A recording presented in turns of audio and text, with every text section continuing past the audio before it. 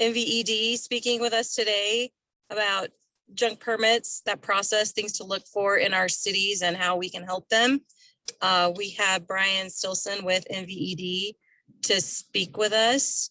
Brian, I'm going to go ahead and make you a co-host so that you can share your screen if you need to, like more rights for this Zoom meeting if you need. All right, that'll work. Yeah, I've just got a couple things is all, so. Okay, so you should have control to do whatever you need. So, yeah, I'm just gonna go over kind of the junk permit process, what that is, some of the other stuff that we do at MVED and things that you guys can help us out with, and like, you know, same for us, because there's some things that we may not have an in with that we can use your help to get things taken care of. So, so first thing, and I believe Lieutenant Khalil had sent this out, maybe, I'm not exactly sure, but it's just basically kind of a checklist that we've created for vehicles that you may think would qualify for a junk permit and the things to look for. I guess the basics, essentially what a junk permit is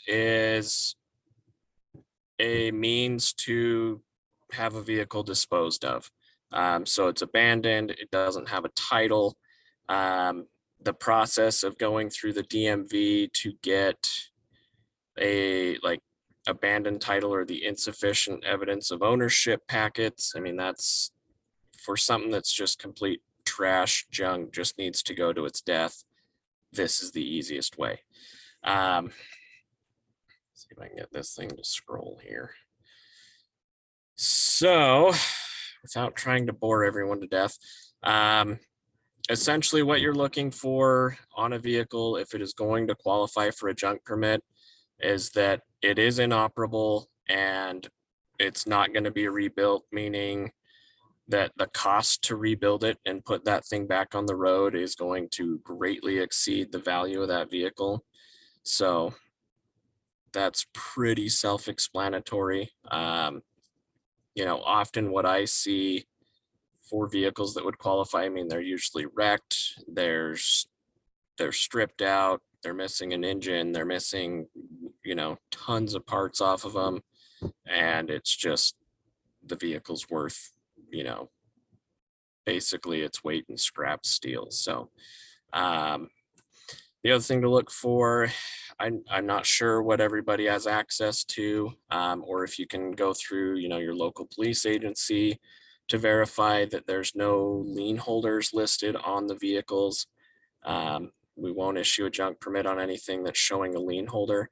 That becomes the lien holder's problem to try and dispose of that vehicle. So the other thing to make sure is that it's not reported and listed stolen.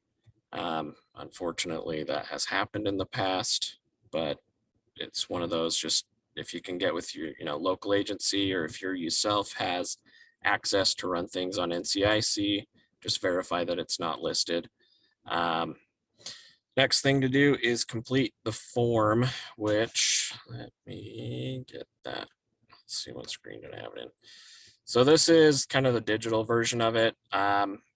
Typically we have books that are chock full of these, but this is what it looks like even in the book. It's just a carbon copy version.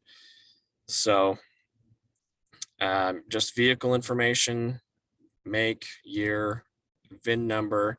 You know, we have run across stuff in the past. I don't think it swapped. We're still on your. Was it still on the other one? Let's see here. What about now? Got it. Got it. Okay. So yeah, this is the form. Basic information, like I said, just year, make, vehicle information, number, VIN number. These will work for boats. These will work for, you know, ATVs, anything that has a VIN. You know, I have run into some stuff where it's so old, beat up that, you know, VIN numbers are missing. You know, just last week I had to go help Rocky Mountain Power clean out a yard that they had.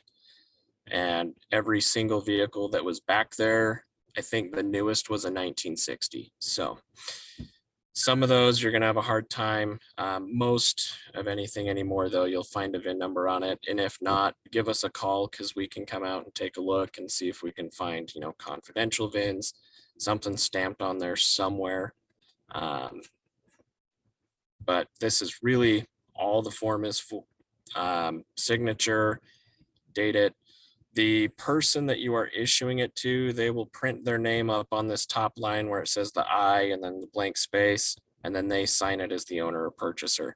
In the remarks section on here, usually I will list a, you know, vehicle model and then any, you know, identifiable features, color, certain, you know, condition, if it's wrecked, if it's missing, you know, if it's just a cab or whatever it may be, just to help identify the vehicle a little more.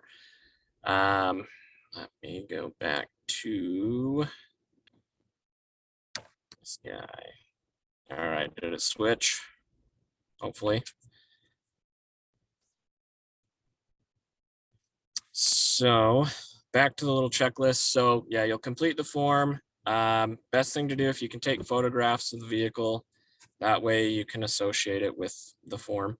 Now the books that we have, they are a carbon copy. So there's 2 copies to each, and I can make arrangements if this is something that you would be interested in to get you a book of these. So that way you've got them on hand just in case you need them. But there's 2 copies. There's a white copy and then a yellow copy.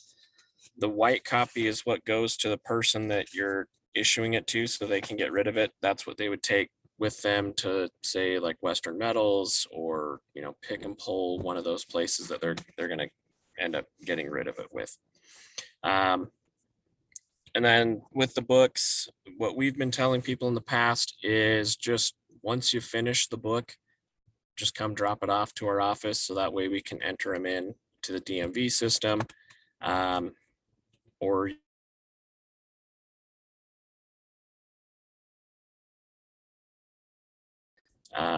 that way we can have the DMV enter them in and mark that that vehicle has been destroyed. So, and then we have, so we created another form. This is just under this other considerations thing. That is just something we created that's a authorization to inspect abandoned vehicles on private property, just more so as a liability waiver, so that if we're out on somebody's private property looking at vehicles, you know, we're trying to stay in the clear that way. If your specific agency has something to that effect, I would use that. I can send ours out if you just need it as an example to make some tweaks to have your own.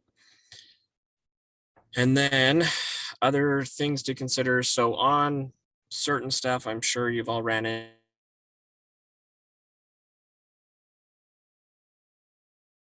separated from the frame of the vehicle. Typically, the VIN number that's assigned to that stays with the actual frame. The frame is what's considered the vehicle. So if you do have something like that, where like in a truck cab or a truck bed, the body off of a car and no frame, when you're issuing a junk permit, generally what we'll do is just mark it as no VIN, and under that remarks say, you know, body only, cab only, that kind of thing, because once that gets entered into the DMV, it will essentially kill that VIN number. So if somebody happens to be, you know, they replaced cab or something on a truck, but they're using the old VIN number from the frame, then it will in turn kill the vehicle that they've got. So so again, yeah, this is essentially the death certificate for a vehicle. So once this gets issued and entered, that vehicle is done for. There's no turning back. They can't, there's in the past, there's been other ways to, on a vehicle, say that had a dismantling permit issued on it. There's ways to reverse that. But with these, it's a done deal. So just some other kind of assistance hotlines. If you're not familiar with NICB, they do have an investigative assistance hotline or email. So that would be for if you're out on a vehicle that you need to try and get some more information on where to find a VIN number on it. If, say, the public VINs are missing or defaced, they're a great resource for that. So then find what else.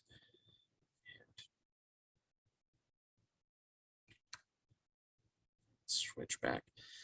So then, yeah, the junk permit stuff, that's pretty simple. Some of the other stuff that we primarily deal with, if you're not familiar, is all of the like dealer and other, automotive industry licensing and regulation.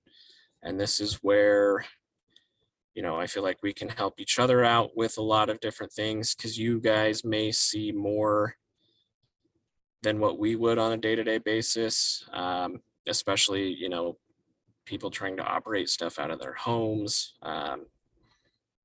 crappy business areas. I'm sure we're all familiar with those in our areas, like Darko and all those wonderful, wonderful places. So some things to look out for, the plates that we issue out. Dealer plates are basically able to be used on any vehicle that is part of that dealer's inventory. I know there's been some question in the past with, well, dealer plates are sitting on vehicles in residential areas. Is that a violation? Is there something else going on? That is fine, as long as it's an actual dealer plate. And all of them will have what type of plate they are plastered across the top of it. It'll say dealer. Probably dealer and transporter are the most common ones you'll ever see out there. There are other ones, but even I have rarely seen them out on the road. The ones to probably look out for if you're looking to see if somebody's in violation, they're operating a body shop or something where they shouldn't be, transporter plates. Those are the big ones. Those are strictly for use, basically back and forth from like a shop to either, point of sale, an auction, not to be used as just a, need to run to the gas station, need to go grab food. They shouldn't be in residential areas. So if you're seeing a house in your travels that's got some vehicles parked out there with transporter plates on them, give us a call, because that's something we'd like to know and see what's going on with that. The other plates, dismantler plates, they pretty much have the same rules as a transporter plate. Those ones are just issued to our licensed dismantlers, which would be like your scrap yards, junk yards, those kind of places. The reason they have those plates is just to transport a vehicle from their place of business to either, similar place of business or to a crusher. So those are, again, shouldn't be seeing those out in a residential area, in other business areas that don't seem to have anything in common with what is going on with that vehicle. And then the other kinds are manufacture and remanufacture. I think there's only a handful of those ones out there, because we don't have a whole lot of manufacturers in this state. But essentially they'll have similar use as a dealer plate, but they are strictly just for, the demonstration of the vehicle. So just some information on the dealer plates. If you're trying to get some information, if you're seeing them out there, wondering who they belong to, if something doesn't seem right, the format for all the plates is all the same. The first 4 characters is actually going to be their assigned business number by our agency. More of the recent ones have started going, alphanumeric. They used to all be just straight numeric, but because of the number of licenses we've issued out, we've had to start adding. So most will have 3 numbers and then a letter for now, until we start issuing out more and have to change that up. But so if you ever are curious on who that plate should belong to, you can go to, let me pull it up just so you can see it.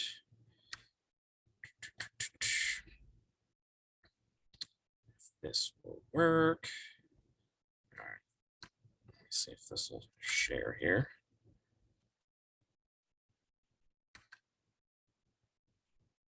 All right, so on through our website, which is just mved.utah.gov,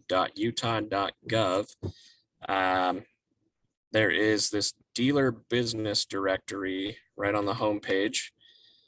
If you go into that, and you have to probably click another. So once you get to that page, which it's actually the motor vehicle portal, mvp.tax.utah.gov, if you want to remember a long email or web address. Under this enforcement section, there is a search for a business license. Once you're here, you can search names, you can search all kinds of things. But if you're trying to figure out who a plate belongs to, what you do is just punch in those first 4 characters under this business number. So this happens to be one of my problem children, so I can just run that. And then just hit search, and it will show you, okay, this is that business number is associated to this dealership. This should be the registered address, phone number, whether their when their license was issued, when it should expire, which all of our licenses expire 30th of June every year. But then it'll also show you if that business has been suspended, meaning they're no longer legally able to operate. And then what type of business that is. So whether they're a dealer, a body shop, what they were licensed as. So that's a handy tool if you're trying to figure out where these plates belong to. If you're seeing, a bunch of cars somewhere that just doesn't seem right, and there's a handful of different dealer plates or transporter plates with different numbers issued, you can figure out who they belong to. And then, as always, feel free to send all that information to us because we'd be happy to go and chat with them and see what's going on. Go back to that other document. So, yeah, that way. So then first 4 characters is their business number. And then the last 3 characters indicate just the number, the actual plate number that's assigned. They're always issued in a sequential order. So some businesses can have, I think, stock standard amount is 5 plates that we issue. And then depending on other factors, we can issue out more. So that'll just tell you how many, what plate in the series that they have issued out. Year stickers correspond with all regular license plates, so for expiration and all that. But ours, everything to do with MVED expires June 30th of every year. So, and that is what I've got so far as presenting. So going back to what we primarily handle, it's, really anything with the automotive industry. So your dealers, your body shops, your dismantlers, which is going to be like your pick and pulls,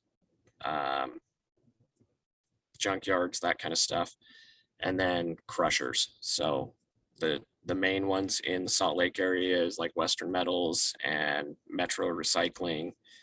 So that's what I have got so far. Any questions? Anything I can try and help answer? I know I have a question on that junk permit form that you showed us. Uh-huh. What's the stipulation on who is authorized to sign off on that? Do you have to be like SFO LEO certified or? No, essentially, because I just gave you all training on it, you are now all authorized to do so. Perfect. So hopefully that answered that. So Thanks for making everybody's job that much more interesting. yes. So, and if it's stuff that you guys would have, questions or, you don't feel quite right about issuing it, give us a call. We'd be more than happy to come take a look and see what's going on, and make the determination on whether or not it's something that would qualify. Or, I can give out my contact info. Feel free to, snap some photos, send me a text. Say, hey, I've got this sitting out here. Would this qualify? No, you're talking, dude. Would you mind also sending your copy of the dealer plate, transporter plate, Word document so I can send that out to everyone? Yep. And also a question on that. I came across a dealer plate where the business no longer had a valid business license with the city. I was like working on the steps to see if the dealer plate was actually valid. So does that matter? Yes. So per our rules, they need to carry a valid license within whatever city they're in as well. So if their city license gets yanked for whatever reason, give our office a call and we'll send somebody out to do an inspection. If they don't meet our criteria, then we will suspend their license as well. So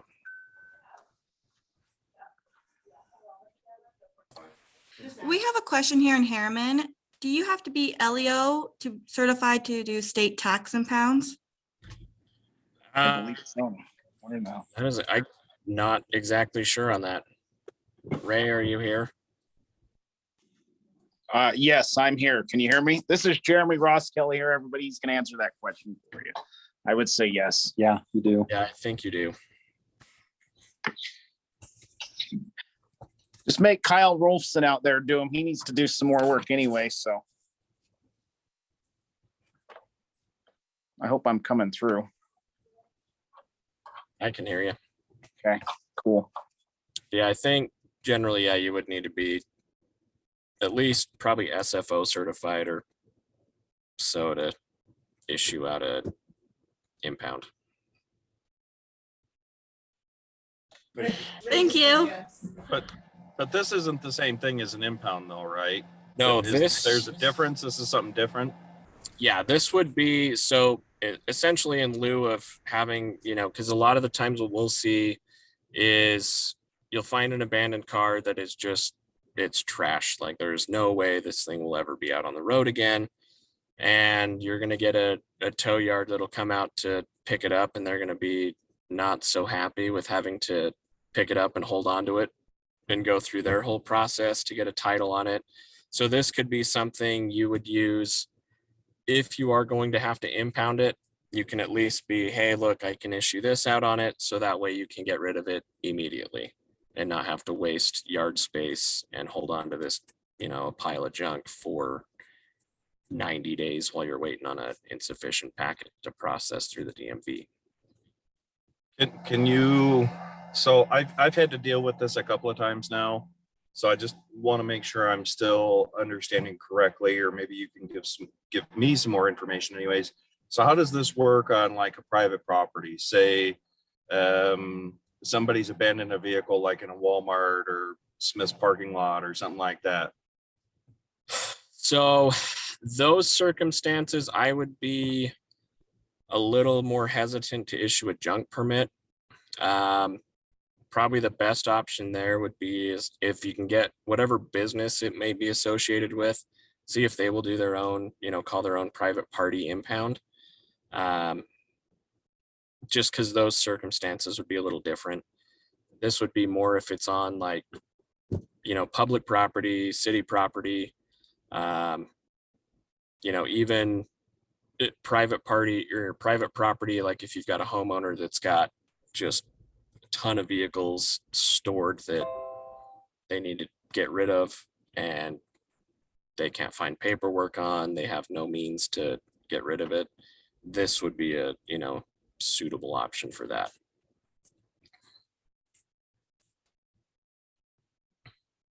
So I don't mean to bogart the conversation here. I'm just picking your brain since you're No, you're here, since you volunteered, right? Or was voluntold to present today.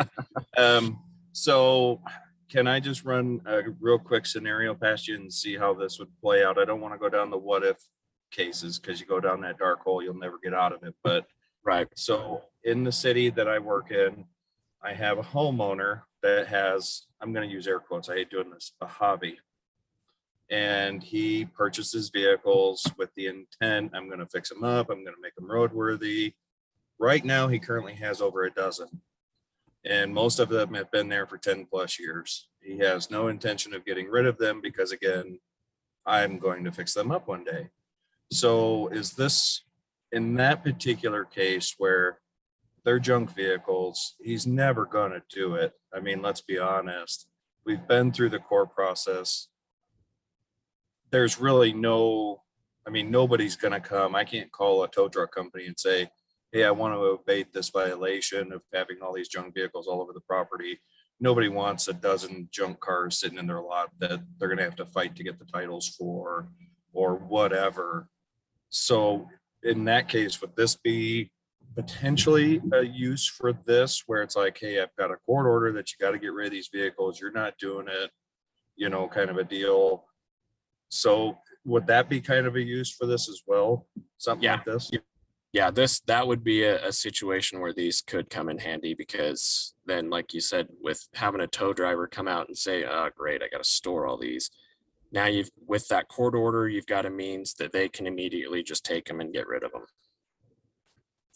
instead of having to hold on to them and wait to try and get titles for stuff that's going to its death anyways.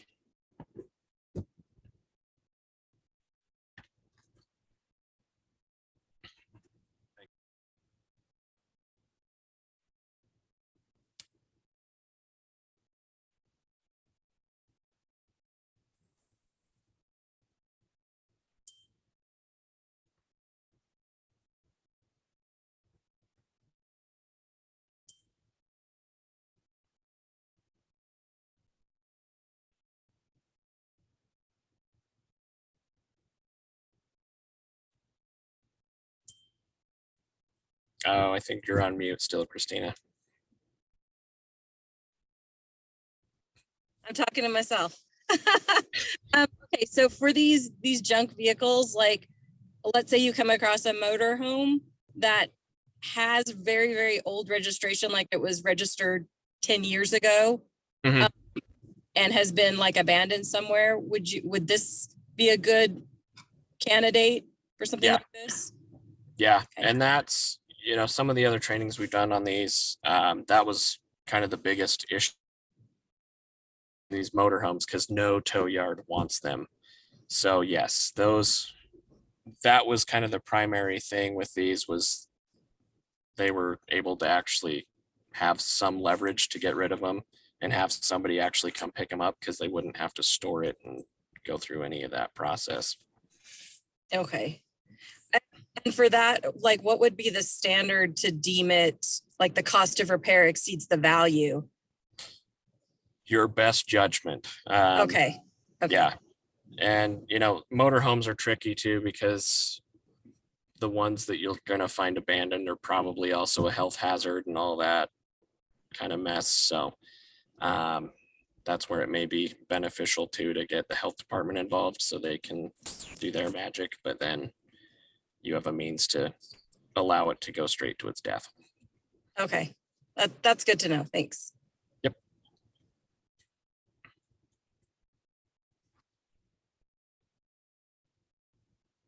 Anyone else? So Brian, if we wanted to pick up one of those books, we'd just get in touch with you then. Yep. Yeah, and I'll throw my contact information into the chat here and you can reach out to me and I can get you some books if you need them. Hey, Brian, I think we could probably bring a bunch tomorrow too, for those that are going to join us tomorrow. I'll make sure I bring Oh, some. that's right. Yeah, the health department meeting. Yep. Brad, look in the chat that Dan Moore sent to everyone. I think that one's directed kind of toward your question as well.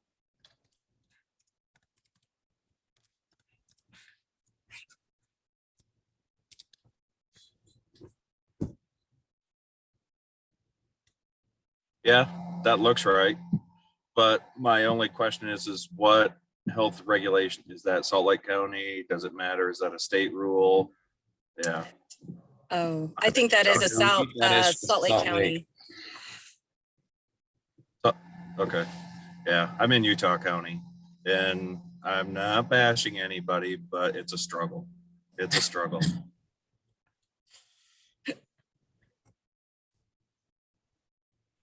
Hey, everybody. Can you hear me? So I'm Sandra Halliday. I'm new to your group. I am working now for City of North Salt Lake, where you were talking with Kirk before. So he retired. I know you all know that. So it's great to be in the video and listening to everyone. And I got to go back on some of your recorded videos, which were very informative. So I'm glad that I get to see everybody live. And I just have a question on this meeting that you have tomorrow with the Department of Health. Would that be something that I would need to also be looking into? It's a good idea. It's helpful. They address environmental crimes. So broader, like I think MVED has also spoken with the health department at those meetings before. So I think the more things you can be aware of, if you come across it in your city, the more help we can be to each other. And who was your contact with getting into the meet? Is it a Zoom meeting also? I think they're doing their first in-person meeting this month. So Sandra, I have that and I can forward it to you and you can get on your mail list. Right. Thank you.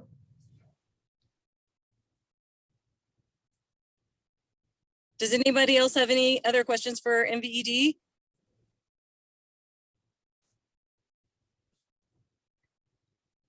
Okay, well, I think that's going to wrap it up for us today. Thank you so much, Brian, for educating us and authorizing us. And then if you just Not a problem. sending those couple documents that I can send out to everyone, we appreciate it. Okay, yeah, I'll send them over to you to dish out. So Thank you so much. And then everyone else we are still planning on doing Zoom for the next little bit until we can work out a location or if we're just gonna stick with Zoom. And we also had at the Christmas or winter luncheon, Chris Tremea with Ogden City volunteered to be second vice president. So we now have that spot filled. So hopefully next year we'll have in-person conference and we can see everyone in person and get everything back to normal. So if no one else has any questions, we'll go ahead and end our meeting today. We just want to let you know Harriman can host some meetings if we want to do in-person ones. Okay. All right. That sounds good. If anyone else has any ideas or any offers, we entertain that. So thank you so much, Harriman. Are we looking to stick to one location like what we used to do in South Salt Lake, or are we looking to maybe mix it up and spread it around up and down the valley? What are your thoughts there? I think whatever would get the most people out. So I think wherever we go, we should probably still try to Zoom it or at least record it. I know I'm kind of out of the way, but we have a lot of nice meeting rooms and stuff down here too. So I don't know North Salt Lake really wants to drive all the way down to Utah County, but come bring your bathing suits. We'll jump in the hot springs. Hey, let's do it. That's to be decided, but for now we'll stick to Zoom. But thank you all for attending, and we'll see you online next month. And hopefully Thank you. we'll have a better idea of what we're doing after that.